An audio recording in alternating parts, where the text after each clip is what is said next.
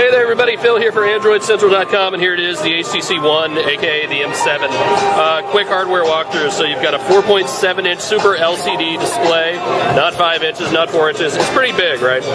Down here on the bottom you got a back button and a home button, and that's it. The HTC logo does nothing. Tap it all you want, you're going to do anything. The home button does have dual functions, so you can hold it down to bring up Google Now, so that's important to know. What else?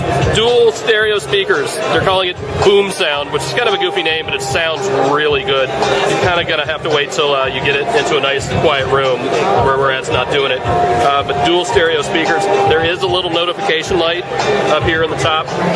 Front-facing camera, it's a wide-angle camera like they had on the DNA. So the design of this thing is not unlike the DNA. It's got the same sort of, we've talked about this I don't know how many times. You've got the display, and then in the middle is the battery, and then toward the posterior you have the PCB, the circuit board, so that lets you get this really cool teardrop effect. Now you see these white lines. They talked in their presentation today about how this is actually a single piece of aluminum, but they were able to mill out places, and these white lines have something to do with the antennas. It gets kind of technical, but this is actually all one piece of aluminum. I've seen the process they used to do it. It's really, really cool. Hardware, our volume buttons on the right. So here's the power button. Now it kind of looks like a normal power button, but it also serves as the infrared port for this HTC TV thing. It's not going to be huge in the US, but overseas it's a bigger deal. It's essentially Peel, right? Software is the other big deal. So here you see the blink feed screen, and this is just one part of the home screen experience, right? It's kind of what they're pushing because it's new and it's really cool, and it looks kind of like Flipboard without the flipping. And the idea is, hey, I got a couple minutes, I'm on the train, I'm on the bus or whatever, I want to see what's going on. So you can add feeds to here. Actually, you can't add feeds yet, you can't add your own, but there's a selection of feeds that you can choose from. And then you tap it, and you read, and you see how smooth everything is. This is all powered by a Qualcomm S600 processor.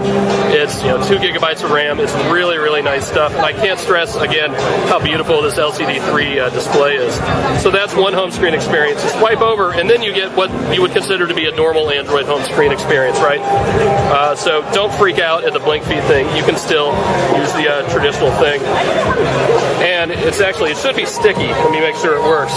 So you turn it off, and it should open right back up to the home screen experience. So if you don't want to use blink feed, you don't have to, all right? You use the standard home screen, turn it back on, and it goes right to it. So that's cool. The app drawer has been refined a little bit. You see it's only a 3x4 grid. It's very, very simple, and they're doing that on purpose. You can still add folders and things like that to it, but it's a really simplified app experience. You can tell the different font that HTC is using in Sense 5. Dive into the settings, and you see the menu experience is kind of the same thing, right? That hasn't changed a whole lot, but they have gone to this offshoot of Roboto. It's a version of the Roboto font. What else? NFC is on here, no wireless charging. It's a metal phone, right? What are you going to do? It is running Android 4.1.2 and not 4.2. I tell you, I'm not going to have a huge deal about that yet, although you are going to miss something like dash clock widget, right? But otherwise, it'll get an update eventually, I assume, but not a huge deal. What else? There's your app screen again, so you can scroll around. The idea is all the carrier stuff is going to be tucked into folders here. So it's really simple, and there are different sorting options like usual. The camera, of course, is the big deal. Again, a total of 4 megapixels, but really, I shouldn't even say that number out loud because we're talking ultra pixels here. 2 micron pixel size on the sensor, which is friggin' huge. There's no better way to see. I keep hitting the HTC button. There's no better way to describe it. So with the camera, you have these things called Zoes. Let's see if I can get my fingers out of the way.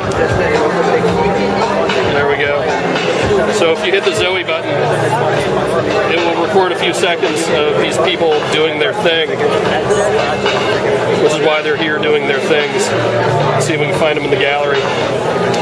Low light is the other big talking point with this. So here's the gallery app, and we should be able to see people starting to bounce around if anyone's taken one properly. There we go. So what you're going to see, yes, go away. Yep, there it is. You do have these on-screen shortcuts that are really tough to do one-handed. Freeze it. There we go. So now we should be able to see some motion here in a second. There you go. So you get these moving previews that are really, really cool to see. There we go, the Zoe. So it takes a little longer to load than you would think.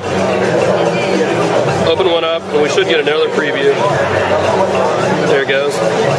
You are able to share these. There are various ways to share them. You can share them straight through HTC, and HTC is working on new and different ways to do that as well. So really, it's something you're going to want to spend a lot of time with when we have more time with the phone. So for now, that is a very quick walkthrough of the HTC One, of the M7. Oh, you know what we didn't look at?